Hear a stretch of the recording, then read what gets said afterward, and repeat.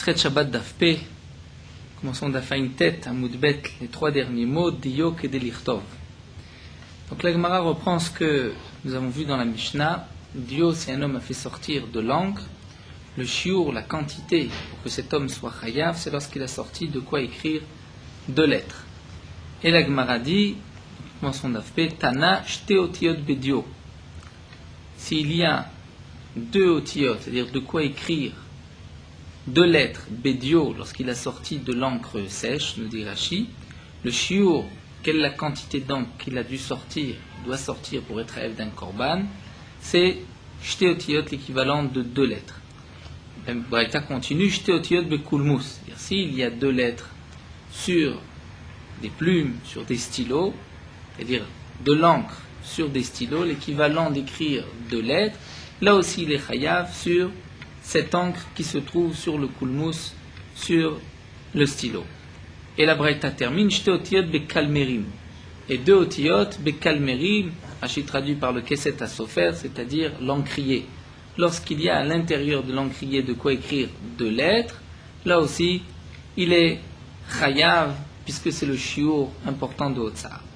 Et bien Rava se pose la question, Otachad bedio, Otachad bekulmus, Otachad bekalmerim. C'est-à-dire si un homme a sorti de quoi écrire une lettre d'encre, de quoi écrire une lettre, c'est-à-dire lorsqu'il a sur le kulmus un peu d'encre, de quoi écrire une lettre, ou bien de quoi écrire une seule lettre dans son encrier. Maou, est-ce qu'on peut associer le tout? Est-ce qu'il y a un tsirouf et dire qu'en fin de compte il a fait sortir deux lettres ou pas?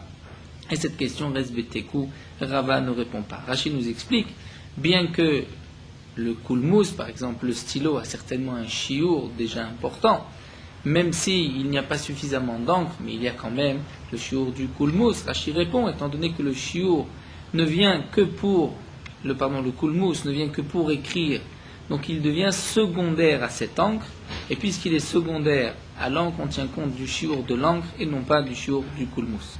Amar Rava nous dit, Otishte otiyot, si un homme a sorti de quoi écrire deux lettres. Il ne s'est pas encore arrêté dans le domaine public, et il a écrit sur le mur, Vekadvan Shumalech, il a écrit ces deux lettres sur le mur. Est-il chayav ou pas? A-t-il transgressé ou pas? Il n'a pas, en fin de compte, posé ces deux lettres. Eh bien, l'Agma nous dit chayav et chayav. Pourquoi? Ktivatan zo yanachatan. Le fait d'avoir écrit ces lettres sur le mur, c'est une anacha, ceci est considéré comme si il a posé l'encre sur le mur. L'Amar Rava nous donne un autre chidouche. Otsiotachat, un homme a sorti une lettre. C'est-à-dire de quoi, de l'encre, de quoi écrire une lettre. Vekadva, et ensuite il a écrit cette lettre dans le domaine public, par exemple. Vechaza votsiotachat, Vekadva patour. Et ensuite il a sorti une autre fois de quoi écrire une seule lettre. Il est patour, on ne peut pas dire qu'il a transgressé Shabbat, bien que il a, comme dit Rashi, à la ma'achat, c'est-à-dire dans le même oubli, sorti de quoi écrire deux lettres. Et comme nous allons le voir, par exemple, pour les shiurim de ochlim, des aliments, c'est kegrogeret, le volume d'une figue sèche. Si un homme a sorti donc d'abord la moitié d'une figue sèche, quelques minutes plus tard, il a sorti une autre moitié. En tout, il a sorti le volume d'une figue sèche, il est chayav. Il y a un tsirouf, puisque ces deux actions ont été faites be'ala ma'achat dans le même oubli. Donc il devra apporter un korban. Là, ici, nous dit Rava, si tu as sorti de quoi écrire une lettre et que tu as écrit cette lettre, ensuite, il a sorti de quoi écrire une autre lettre et il l'a écrite, patour, il est patour. Pourquoi on ne va pas dire qu'en fin de compte, il a sorti de quoi écrire deux lettres? L'Agma demande, Maïtam. L'Agma répond, Bidana de afke le batraïte, chasser les shura de kamaïte. Au moment où il a fait sortir la seconde, il manque dans la quantité de la première. C'est-à-dire, nous dit Rashi, lorsque l'encre va sécher, l'encre va réduire et il n'y a plus de quoi écrire une seule lettre. Donc, puisque effectivement il a sorti de quoi écrire une première lettre, mais que cette lettre a déjà séché, donc au moment où il sort la deuxième, il n'y a plus dans la première de quoi écrire une lettre, et donc c'est pour cela qu'il n'y a pas de tsirouf, on ne peut pas associer les deux actions. Rava nous donne un autre chidouche. Otsi chatsi grogeret. Si un homme a sorti la moitié d'une grogeret, d'une figue sèche. Ve'inicha, et il l'a posé dans le domaine public. Ve'chazav otzi chatzi grogeret achat, et il a sorti une autre demi-grogeret. Ve'inicha, il l'a posé. Va-t-on dire qu'en fin de compte, il a sorti une grogeret, il est chayav? Eh bien non, nous dit Rava. Rishona nase ki mishkalta kelev oshini srefa. La première est considérée comme si un chien l'a attrapé, ou comme si elle a brûlé avant même de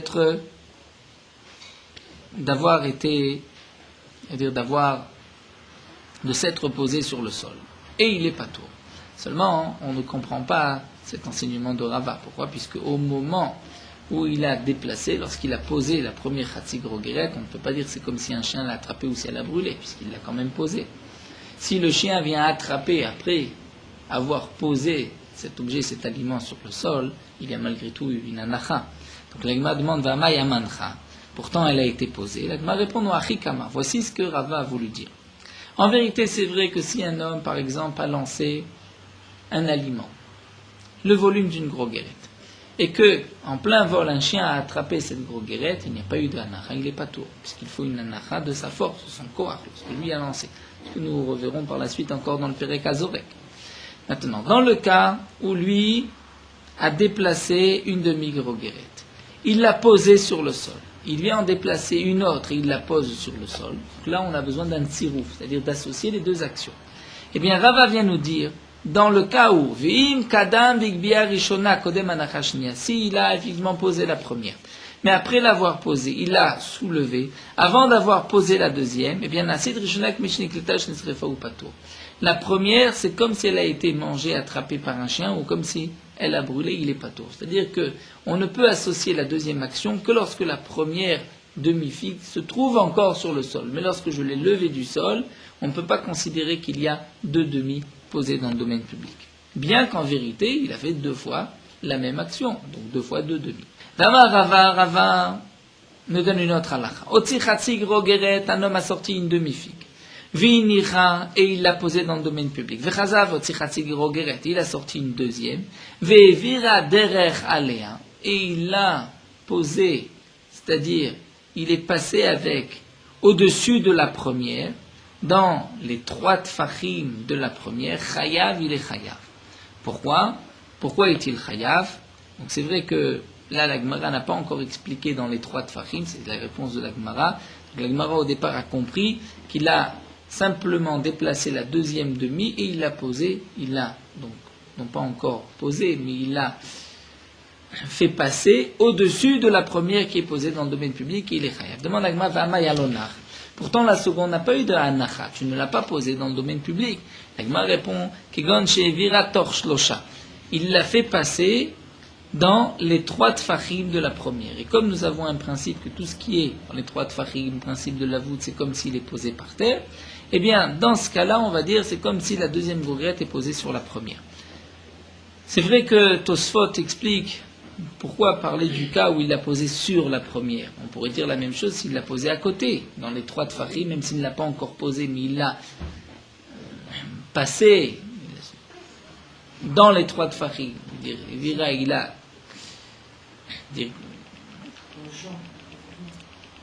il a pris une demi-grogeret, il l'a posée dans le domaine public. Il prend une deuxième grogeret, et une deuxième demi-grogeret, et il va donc la déplacer dans les 3 tfachim du domaine public. Ceci est considéré comme une anacha, puisqu'il est dans les 3 tfachim.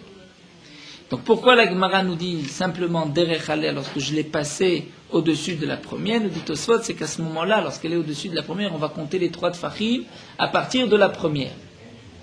Mais si il n'y a pas de problème, je l'ai passé à côté, donc là on comptera les 3 tfachim à partir du sol. Mais en tout cas, nous demande la Gemara, même si c'est vrai que tu l'as passé dans les 3 tfachim, mais on ne dit pas que dans les 3 tfachim c'est posé. Nous avons vu dans le premier pérec la marloquette, est-ce que Kluta Kemishuncha?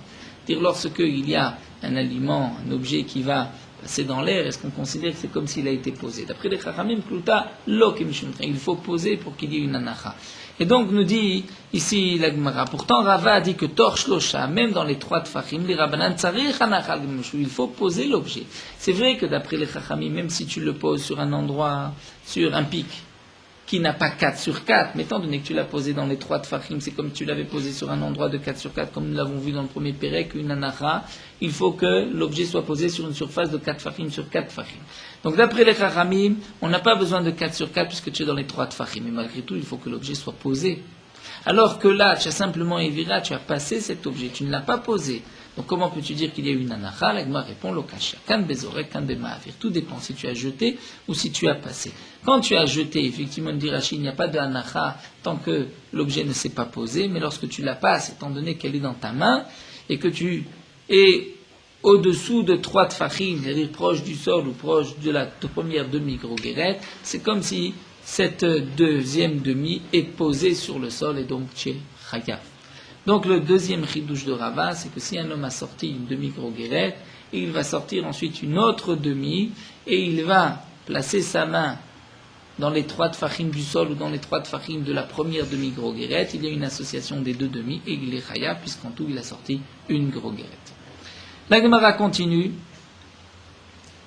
Tanu Rabbanan, nous avons une braïta. Otsi chatzi groguérette. Si un homme a sorti une demi-groguérette, Vechazav otsi chatzi groguérette, et il a sorti une deuxième demi-groguérette, be'elemecha dans le même oubli, chayav, il devra apporter un korban. Bishte alamot, si c'est dans 2 oublis, c'est-à-dire entre-temps, il s'est rappelé que cette melacha est interdite, ou il s'est rappelé que c'est Shabbat, et il a encore une fois oublié et il a sorti cet objet, dans ce cas-là, cet aliment, dans ce cas-là, patour, il est patour, il n'a pas transgressé Shabbat, puisqu'on ne peut plus faire de tsirouf, étant donné qu'entre les deux, il y a eu une yédia, c'est-à-dire il a su que c'était Shabbat ou que cette melacha est interdite. On ne peut associer 2 demi-actions que lorsque, et bien sûr l'action est entière. Il y a un point qui est déjà soulevé dans le premier pérec, dans les premiers dapim, on peut maintenant le rapporter puisque on va mieux le comprendre. Nous avons parlé de Chatzi Shiur et de Shiur. Donc dans la Melacha de Otsa'a, le Chatzi Shiur, c'est lorsque j'ai fait une Akira, j'ai déplacé une Anacha, j'ai posé dans un autre domaine. Normalement, pour être Hayav d'un Korban Khatat, il faut sortir le volume pour un aliment d'une groguérette, d'une figue sèche. Lorsque j'ai sorti la moitié, j'ai fait une Melacha, mais pas dans le Shiur, donc c'est Chatzi Shiur. Mais si un homme a fait la moitié de la melacha, il a fait une akira sans anacha, on ne peut pas considérer ceci comme chatzi shiur. C'est une chatzi melacha et non pas chatzi shiur. C'est une question qui est développée dans le premier pérec, le farshim, entre le Rashash et d'autres acharonim. Mais le plus simple, donc, est de dire que la akira toute simple, c'est une demi-melacha et non pas chatzi shiur. Chatzi shiur, c'est lorsque j'ai fait une melacha entière, mais la quantité, je n'ai pris que la moitié. Donc ici, la Gemara nous dit, si tu as fait sortir une première groguérette, ensuite une première demi-groguérette, ensuite une deuxième demi-groguérette, si c'est dans le même oubli, tu es chayav. Dans 2 oublis, tu es pato, on ne peut pas associer les 2 demi. Rabbi Yossé Omer, be'elem echad ershut echad chayav. Rabbi Yossé donne une autre condition. Si tu as fait sortir 2 demi dans le même oubli, mais aussi dans le même domaine, là, chayav, tu dois porter un même korban. Les shtereshuyot, lorsque c'est dans 2 domaines différents, patour, c'est-à-dire 2 domaines, même si tu as sorti les 2 dans un domaine public, puisque tu étais du domaine privé, tu as sorti dans un premier domaine public et ensuite une autre demi dans un deuxième domaine public, mais puisque ce sont 2 domaines publics, nous allons le voir, qui sont séparés par un autre domaine, dans ce cas-là, tu es patour. Le tsirouf ne peut se faire que lorsque tu vas sortir l'objet dans le même domaine. Mais lorsque c'est dans un autre domaine, même si c'est vrai que c'est un domaine public, et donc tu as 2 fois sorti d'un domaine privé à un domaine public, malgré tout il n'y a pas de tsirouf. Et là la Gemara précise, Amar Rabba, dans quel cas on va dire que lorsqu'il y a un reshut au milieu, entre les 2 reshut arabim, il peut y avoir une séparation, il n'y a pas de tsirouf, c'est lorsqu'il y a un chiyuv khatat benem, c'est-à-dire au milieu c'est un reshut ayachid, qui va séparer. Pourquoi il y a chiyuv khatat? Parce que si tu sors du milieu vers le reshut arabim le milieu, tu es chayav. Donc dans ce cas-là, le reshut ayachid peut séparer les 2 reshut arabim. Nous avons dans Rashi un dessin. Nous avons ici, en haut, baït, une maison, et ensuite reshut arabim. Donc un homme a sorti une demi-figue de la première maison en haut dans le domaine public, qui est à côté reshut arabim en abréviation. Du bas aussi, il y a une baït et reshut arabim, donc il a sorti, la même personne, une demi-figue dans le domaine public. Donc c'est 2 fois l'action de sortir une demi-figue de la maison reshut ayachid vers le domaine public reshut arabim. Donc nous avons vu que s'il y a une séparation entre les deux Reshut Harabim, il ne peut pas y avoir de tsirouf, on ne peut pas associer les deux actions. Quelle est cette séparation? Donc la première explication, Rabban nous dit Sheshri Ufratat Benem, c'est-à-dire qu'au milieu, comme nous le voyons ici, il y a un Reshut Hayachid. Aval Carmélite, là, mais Carmélite ne pourra pas séparer les deux Reshuyot. Il y a un tsirouf. Abaye nous dit Afilo Carmélite, même une Carmélite. Même si au milieu il y a une Carmélite, on peut associer les deux Reshut Harabim. Aval Pisla, l'eau. Mais s'il y a Pisla, c'est par exemple comme un tronc d'arbre qui est le long du Reshut Harabim, eh bien, la Pisla, ce tronc d'arbre, va séparer les deux domaines publics. Verava, Marafilo Pisla. Rava dit, même s'il y a un tronc d'arbre au milieu, on va séparer les deux Reshut Harabim et il n'est pas Chayav. Et pour quelle raison? Asde Rava l'Eta Ahmed, Amar Rava Reshut Shabbat, Reshut Gitin Dami. Rava pense que de la même manière que pour les Gitin, c'est un autre domaine. Par exemple, Rachid nous rapporte la Gemara dans Gitin, si un homme a jeté l'acte de divorce à sa femme dans sa cour, et que le guet est tombé sur un tronc d'arbre qui est dans sa cour, la femme n'est pas divorcée. Pourquoi? Puisque lorsque cet homme a jeté dans sa cour, donc il a, normalement lorsqu'il doit donner le guet, il doit donner dans les mains de sa femme, ou bien dans le domaine de sa femme. Donc là, lorsqu'il a jeté dans son khatser, c'est-à-dire c'est comme s'il a prêté son domaine à sa femme. Mais lorsqu'il prête son domaine, c'est vraiment son domaine, mais pas un tronc au-dessus du tronc qui se trouve dans son domaine. Et puisqu'en fin de compte, le guet est tombé sur un tronc qui est au-dessus de son domaine, comme nous dit Rashi, il prête un domaine, mais pas deux domaines, donc la femme n'est pas divorcée. Donc de même, nous dit Rava, s'il y a un tronc d'arbre au milieu du Reshut Harabim, de la même manière que pour Gitin, c'est un domaine en soi, la femme n'est pas divorcée, même si lorsque le guet tombe à côté, la femme est considérée comme Mégoréchet divorcée, eh bien de même, on dira pour Shabbat, le Pisla, c'est un Reshut différent, et il peut séparer les deux Reshut Harabim, on ne va pas associer les deux actions. Donc là, nous avons une marloquette, trois possibilités, ou bien entre les deux Reshut Harabim, lorsqu'il y a un Reshut Hayachid, dans ce cas-là, c'est le Shteri qui va séparer les deux actions, ou bien, d'après l'autre Mandama, même s'il y a une Carmélite, ou bien d'après Rava, même s'il y a une Pisla. Mais si il n'y a rien au milieu, il n'y a que le Reshut Harabim, même s'il y a eu deux actions de deux endroits différents, comme là de la Beit Reshut Harabim, de Beit Damba Reshut Harabim, si c'est la même personne qui a sorti deux fois deux demi, il est Chayav, puisqu'on peut associer les deux actions. Nous continuons avec la Mishnah, nous avons vu Krol, Kedeli Krol Ainachat. Le Krol, c'est-à-dire, match bleu, de quoi enduire, de quoi mettre sur un œil. La Gemara demande Ainachat, sur un seul œil, à l'okachle, mais aucune femme ne va mettre du bleu sur un seul œil, on fait en général sur les deux yeux. Amar Ravuna nous dit, il y a un cas où on le fait sur un seul œil. Shken Tsnuot Kralot Ainachat. Les femmes, Tsnuot, pudiques. Les femmes pudiques avaient l'habitude à l'époque de se couvrir tout le visage et ils ne laissaient dépasser qu'un seul œil. Et c'était cet œil qui était donc mis avec du krol. Donc les femmes snot ne laissaient pas les deux yeux, il n'y avait qu'un seul œil à l'extérieur et elles mettaient du krol sur cet œil. Mais tu verras Bishimon ben Lazar Omer krol, c'est marqué, nous dira Bishimon ben Lazar que le krol, im l'irfoua, s'il utilisait l'irfoua, dire on met une pommade sur l'œil. Là, c'est que des likrol à inachat, c'est seulement pour un œil. Im les cachettes, c'est pour embellir, bishne naïm. Donc, le maquillage, c'est dans les deux yeux. Donc, on voit de cette braïta que c'est seulement si on peut mettre dans les deux yeux, non pas un seul œil. Tirgema Hillel berid Rab Shmuel bar Nachmani kitaniaï berniot.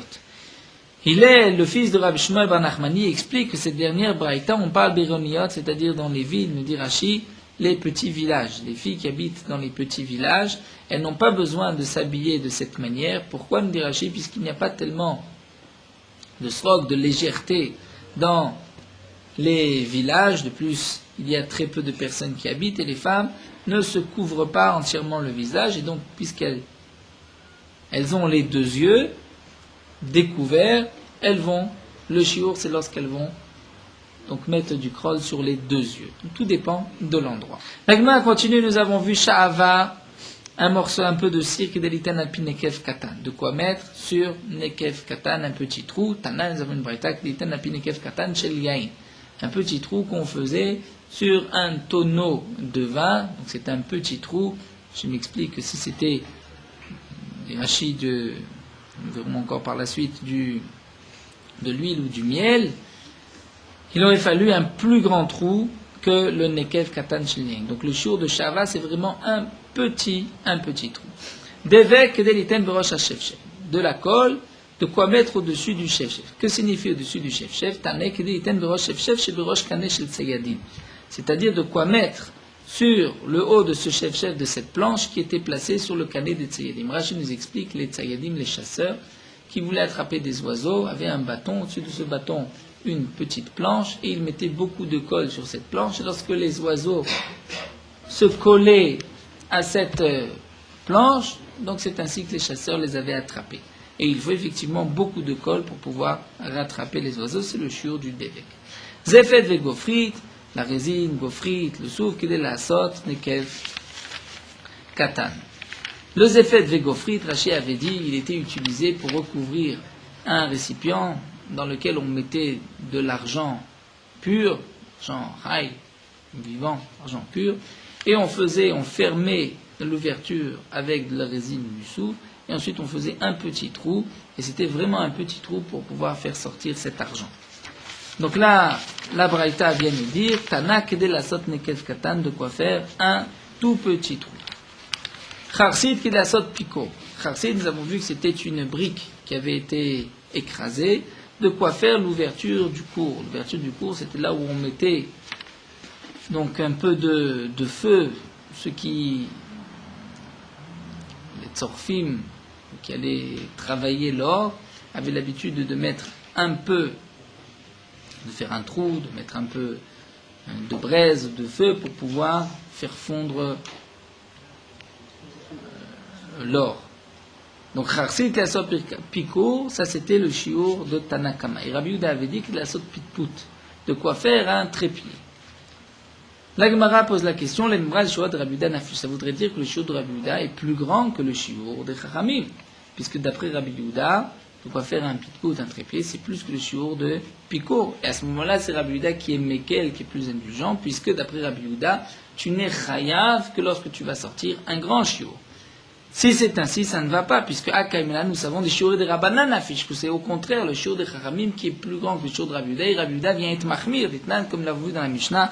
Rabbi Yehuda omet leitol aminu midat minal le katan. Rabbi Yehuda nous dit un morceau de gémi, de quoi mettre, là, de quoi prendre la mesure du pied pour faire fabriquer une chaussure à un enfant. Et donc Rabbi Yehuda va prendre un plus petit shiur que les Chachamim qui ont dit de quoi suspendre un tamis. Donc je vois que Rabbi Yehuda est en vérité plus mahmir, il donne même un plus petit shiur.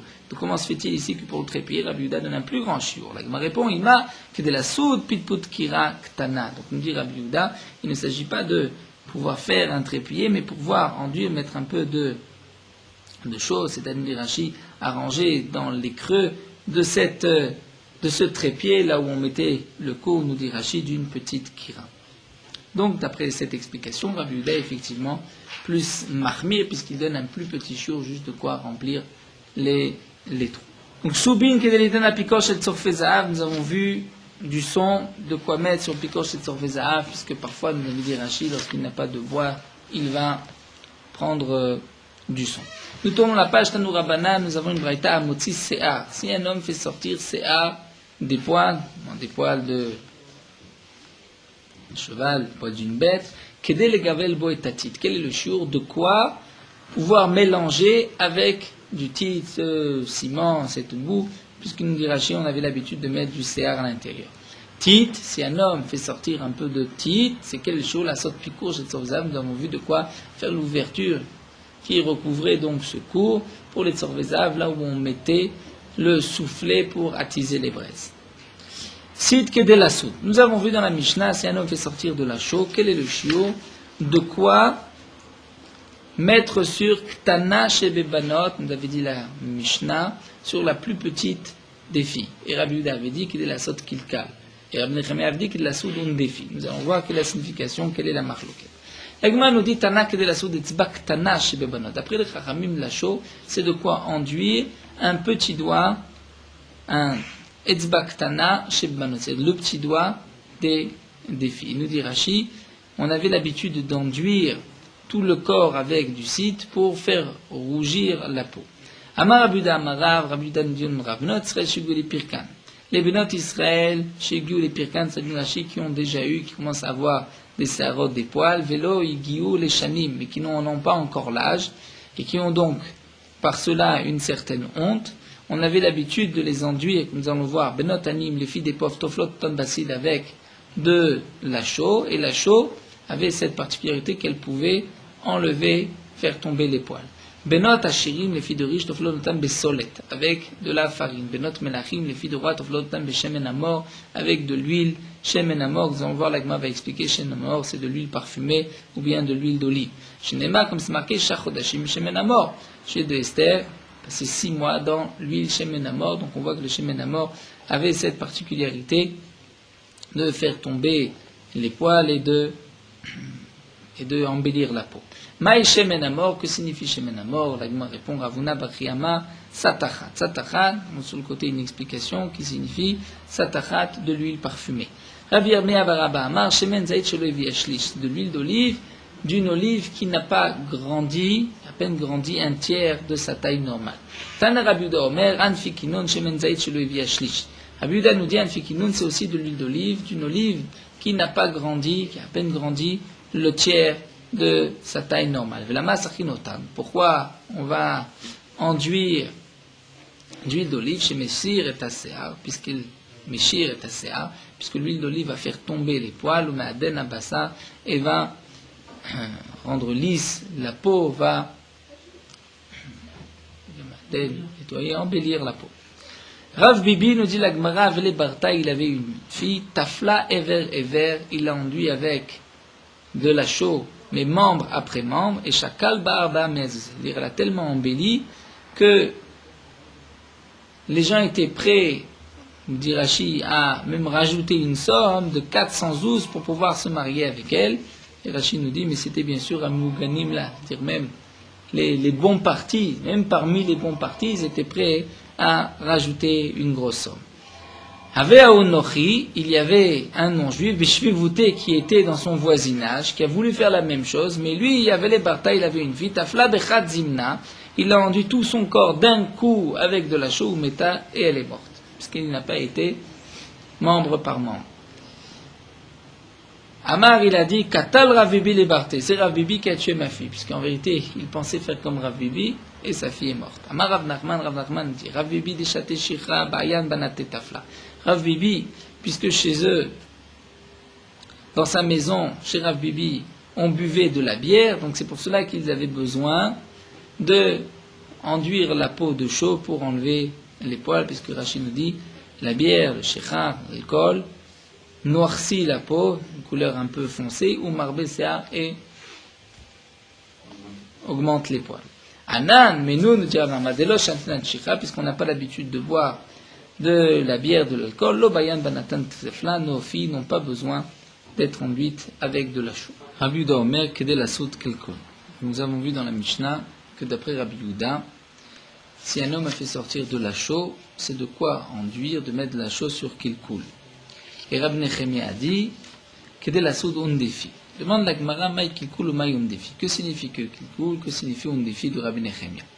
Amar Rav répond, Tzida ou Batsida. Tzida c'est les tempes, ou Batsida c'est en dessous les tempes. Rashi nous explique, l'habitude était de mettre un peu de chaux sur les tempes pour les jeunes filles, pour coucher le séhar, c'est-à-dire le poil, et Batsida, d'après Rabbi Nechemia, c'était en dessous les tempes pour enlever les petits poils, les duvets, les petits poils qui se trouvaient, donc on avait l'habitude d'utiliser de la chaux. Donc d'après Rabbi Yehuda, c'est pour mettre sur les tempes. D'après Rabbi Nechemia, c'est mettre en dessous les tempes. Mais nous dit la Gemara, les mémoires des chourettes de Rabbi Yehuda n'affichent, ça voudrait dire que le chiour, la quantité de Rabbi Yehuda, est plus grand, ce chiour est plus grand que le chiour de Rabbi Nechemia, puisque d'après Rabbi Yehuda c'est les tempes, Rabbi Nechemia c'est sous les tempes. Et pourtant, à Kaimelan, les chourettes des Rabbanan n'affichent. Nous savons, comme nous l'avons vu dans la Mishnah, que dans le chiour de Gémi, par exemple, d'un morceau de jonc, le chiour des Chachamim est plus grand que le chiour de Rabbi Yehuda, et donc Rabbi Yehuda est mahmir en général. Donc comment se fait-il ici que Rabbi Yehuda a un chiour plus grand et Rabbi Yehuda deviendrait d'être mekil, serait donc plus indulgent? L'Agma répond, Zuta Mederabana Velafish Mederabbi Nechemia. En vérité, Rabbi Yehuda, son shiur est plus petit que celui des Chachamim. Donc c'est vrai qu'il est mahmir par rapport aux Chachamim, mais il est plus grand que Rabbi Nechemia. Par rapport à Rabbi Nechemia, il est mekil. Donc on garde notre oreille qu'en général c'est le shiur de Chachamim qui est plus grand et Rabbi Nechemia qui est mahmir, puisque ici, par rapport aux Chachamim, le shiur de Rabbi Yehuda est un shiur qui est plus petit. Métivé, la Gemara va objecter. Amar Rabbi Adinirin Rabbi Yehuda bechavut. Je suis d'accord avec Rabbi Yehuda avec cette chaux qui est mélangée avec beaucoup d'eau, puisque cette chaux mélangée avec beaucoup d'eau est utilisée pour le kilkul. On ne va pas pour l'instant traduire kilkul. Divrei Rabbi Nechemia betzad acide, avec de l'acide qui est dilué avec de l'eau et qui est plus épais des petits morceaux. Je suis d'accord avec Rabbi Nechemia parce que betzad acide est utilisé pour le handifi. Donc nous dit l'agma, si tu dis qu'en vérité, que signifie, d'après Rabbi Nechemia, qui a dit handifi, il s'agit d'en dessous les temples. Et d'après Rabbi Yehuda kilkul, c'est les temples. On ne comprend pas, puisque il dit chabout. C'est-à-dire, dans les deux cas, le chabout est utilisé pour les temples. C'est-à-dire, si tu dis en vérité que kilkul est handifi, c'est les temples, et batsida est en dessous les temples, alors à ce moment-là, pour les temples et en dessous les temples, on utilisait le chabout. Donc je ne comprends plus Rébi, qui a dit je suis d'accord avec Rabbi Yehuda bechabout, puisqu'il devrait être d'accord avec Rabbi Yehuda, pas seulement bechavut, mais il devrait être aussi d'accord avec Rabbi Nechemia, puisque le shiur de Rabbi Nechemia est plus petit que celui de Rabbi Yehuda, on devrait garder le shiur de Rabbi Nechemia. Donc la Gemara va répondre, et la Maravitsa, il faut dire autrement. Amred Rabbi Ami, Andifi. C'est-à-dire, Rabbi Ami, on dit Andifi. Que signifie Andifi? Nous dit Rashi. C'est un ustensile en argile qui a deux ouvertures, une en haut, une en bas. Et on avait l'habitude de fermer en bas avec un peu de chaud. Donc d'après Rabbi Nechemia, c'est de quoi fermer le bas à cette ouverture de cette cruche qu'on remplissait de vin. Donc il ne s'agit pas d'en dessous les temps. Mat Kifle Rav Kahana, mais Rav Kahana pose la question, c'est impossible d'expliquer ainsi. Pourquoi? Est-ce qu'un homme va jeter son argent? Est-ce qu'il va perdre son argent? Anfurot, c'est-à-dire perdre son argent à F7. Puisque nous dit Rashi, lorsqu'on va mettre du vin dans cette jarre, même si le trou est bouché avec de la chaux, avec le temps, le trou va être percé par le vin, et donc tout le vin va tomber. Et là, Rav Kahana donne notre explication. En vérité, chez Natot, il s'agit de petites mesures qu'il y avait des simanim qu'il y avait dans un grand kélicheres, dans un ustensile en argile. On voulait un verre mesureur, mettre des petits traits pour dire jusque-là il y a 1 litre, 2 litres, 3 litres, etc. Eh bien, on le faisait avec cette chaux. C'est ça, Andifi. Comme il y a une Mishnah, Shnatot Ayubein. Dans une mesure, dans la mesure qu'il y avait dans le Beth Amikdash de Hin, on s'en servait pour les Menachot, donc on s'était marqué Atkan Lepar, jusqu'ici pour le taureau. C'est-à-dire pour le taureau, pour le bœuf, il y avait une mesure d'un demi-hin.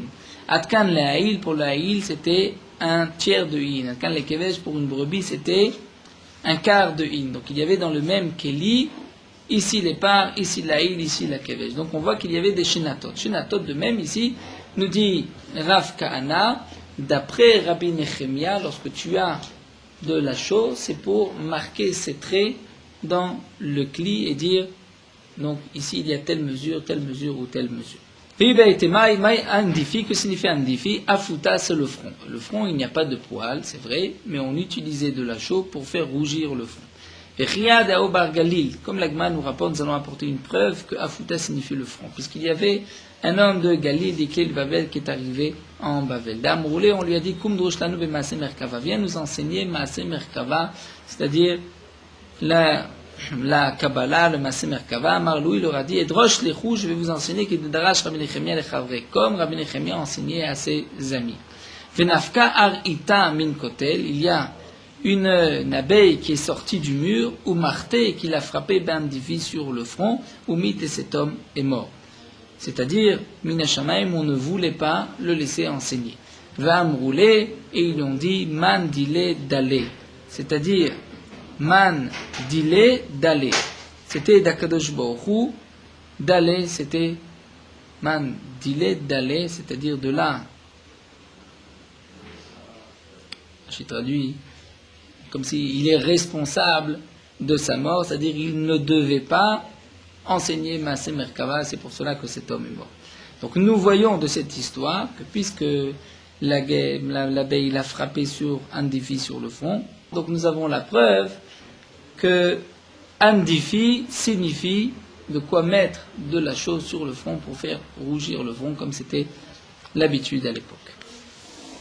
Nous continuons avec la Mishnah Adama Kechotam Martzufim. Si un homme fait sortir un morceau d'argile, comme dit Rashi, on a argile, Kechotam Martzufim, c'est de quoi faire le seau qui était sur les sacs, nous dit Rashi, les sacs qui étaient en bois, où on mettait la marchandise sur les bateaux, on les fermait avec un seau. Donc c'était cet Adama, un morceau d'argile, dit Rabbi Akiva. Chamim Kechotam Meigerot, nous dit Chamim, c'est de quoi fermer, cacheter une enveloppe, une lettre. Zevel vechol adak, fumier et du sable fin, que des avec l'arche el karouf, de quoi utiliser comme engrais pour une racine de chou, dit Rabbi Akiva, pour Rabbi Akiva. Nous avons déjà vu cette Mishnah, la Gemara l'avait rapporté, qu'ils avaient le krisha, d'après le Chamim, de quoi mettre tout autour du poireau, cholagas, c'est-à-dire si c'est du gros sable, kedeliten al melo kafsid, de quoi mettre au-dessus du kaf, on peut dire d'une cuillère, nous allons voir Rachid traduit par une truelle, le cidre du sayyad, de celui qui avait l'habitude donc d'enduire de chaud. Cané, si un homme va sortir un morceau de roseau, que de la saute koulmous, de quoi fabriquer un koulmous, un stylo. Vimaya avait, s'il était épais, on ne peut pas écrire avec, comme Roussas, ou qu'il était sadouk, il y avait des fissures, que dès les vachel bobetsakala. À ce moment-là, on va utiliser le cané comme combustible, de quoi faire cuire un œuf léger, kalash et babetim, le léger de tous les œufs, teroufa, il va mélanger avec un peu d'huile, venetuna beilfa, qui a été posé dans une casserole qui est déjà chaude, c'est-à-dire qui va rapidement cuire. Nous allons voir, la Gemara va expliquer toute cette Mishnah. Donc tout d'abord, al-melo kafsid, Tana, nous avons une braïta kedeliten al-pikaf shel sayadin, de quoi mettre sur la truelle des sayadin, c'est-à-dire de quoi mélanger le sable, le gros sable, avec le cidre des sayadin. Mantana dechol malila les cidres, dit la Gemara, qui est l'auteur qui dit que le sable est bon pour le cidre, pour la chaux, Amara Frisda, c'est Rabbi Yehuda. Et Tania, nous avons une braïta. Lo yasud adam et beto besid. Un homme, après la destruction du Bet Hamikdash, n'a pas le droit d'enduire sa maison de cidre, de chaux, et la imken ireboteven ochol, sauf s'il a mélangé avec un peu de paille ou de sable, puisque le sable ou la paille vont un petit peu noircir, c'est-à-dire il ne va pas avoir des murs blancs, en signe de destruction du Bet Hamikdash. Rabbi Yehuda, mer teven mutar. Rabbi Yehuda dit avec le teven c'est mutar parce qu'effectivement la chaux ne va pas être blanche. Chol, mais avec du sable assour, c'est interdit, mais pnei chou tach chassid. Parce qu'au contraire, les gens ont l'habitude de le faire, le cidre devient plus fort et il tient plus longtemps, donc là aussi c'est interdit. La Gemara nous dit, donc on voit bien que d'après Rabbi Yehuda, il est bon de mettre un peu de sable dans du cidre puisqu'il va renforcer le cidre. La Gemara nous dit, en vérité, Ravama aflut et marabana, même d'après les Chachamim qui disent que généralement on ne met pas du sable avec la chaux. Donc comment se fait-il que les Chachamim vont nous donner ici le chiour, le sable pour rajouter à la chaux? La Gemara répond, même d'après les Chachamim, qu'il kulo zeutikuno, c'est-à-dire puisqu'aujourd'hui, c'est explique le Ritva dans Rashi, puisqu'aujourd'hui, après la destruction du Bet Hamikdash, si on veut enduire les murs de chaux, on est obligé de rajouter du sable. Donc, le chiour aujourd'hui du sable, c'est de quoi mélanger avec de la chaux. C'est vrai qu'à l'époque, on ne mettait pas de sable dans la chaux, puisque le sable allait noircir la chaux, mais d'après les Chachamim, puisqu'aujourd'hui on est obligé de mélanger, donc c'est le chiour lorsqu'on va rajouter un peu de sable avec cette chaux. Kanek et de la sorte koulmous, nous avons vu si un homme a sorti un morceau de roseau, de quoi faire un koulmous, Tana, koulmous amagia li kishretz botav. Quelle doit être la hauteur, longueur du koulmous? Un koulmous, c'est-à-dire un stylo qui arrivera jusqu'au kishretz botav, jusqu'aux phalanges de ses doigts. Bae Ravashi, mais Ravashi pose de quelle phalange il s'agit? Kesher Ayon Kesher Atarton, c'est-à-dire le nœud, là, je me rappelle, donc l'articulation plutôt, la phalange c'est la partie du milieu, mais l'articulation, comme ça on peut l'appeler l'articulation. Donc la Gemara demande est-ce que c'est Elion, celle du haut ou celle du bas. Rashi traduit Kesher Elion, celle qui se trouve entre eux, donc qui relie les doigts et la main, ou Kesher Tarton, c'est au milieu du doigt. Et ça, la Gemara répond votre tékou, nous n'avons pas de réponse. On ne sait pas si le silo Kulmus doit arriver jusqu'à cette articulation ou l'articulation qui est un peu plus haute. La Gemara continue, Vimaya Ave, si le Kulmus était un peu plus épais, à ce moment-là, on calcule par rapport à la quantité de canet que nous avons besoin pour faire cuire un œuf. Tana, la Braïta nous dit Troufa Bachemen. Il s'agit d'un œuf qui est mélangé avec de l'huile. Fenetuna Beilfa, c'est qui est posé déjà dans une casserole. Marle Maberid Ravina les barré. Maberid Ravina pose la question à son fils. Mishamelecha Betsa Kala Maye, est-ce que tu sais de quel Betsa, de quel œuf il s'agit? Puisque c'est marqué Betsa Kala, un œuf léger. À Marle Beita de Tziltzela. C'est l'œuf de Tziltzela. Tziltzela, dit Rashi, c'est un petit oiseau. Maïta, pour quelle raison? On calcule par rapport à cet œuf-là. Mishum des outrés, puisqu'il est petit. Donc, puisqu'il est petit, il va cuire plus vite. À ce moment-là, demande à Gmaïma de Tzifirta. Tu as qu'à dire que c'est de cet oiseau, de Tzifirta, cet oiseau est aussi petit. Ishtik, il n'a pas répondu. Mais effectivement, il n'avait pas de réponse. À Marley, il lui a dit, est-ce que toi, tu as entendu un enseignement là-dessus, tu sais de quel œuf il s'agit? À Marley, il lui a dit, il ne s'agit pas d'un œuf d'un petit oiseau, mais Betsat Tarnegolet, un œuf de poule. Pourquoi on l'a appelé un œuf léger, le plus léger de tous les œufs? Elle m'a répondu, on calculait,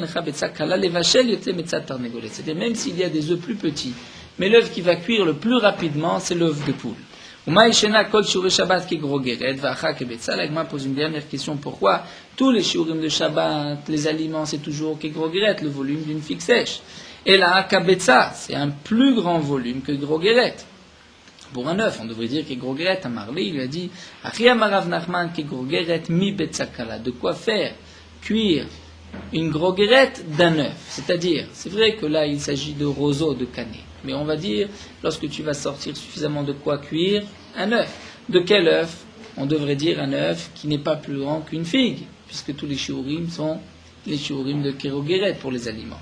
Et l'Agma répond, on ne parle pas que tu vas faire cuire tout l'œuf, mais l'équivalent d'une grogeret d'un œuf de poule, ça c'est le shiur pour celui qui va transporter des roseaux qui ne peuvent pas être utilisés comme stylo. Nous allons nous arrêter ici et nous prendrons la Mishnah à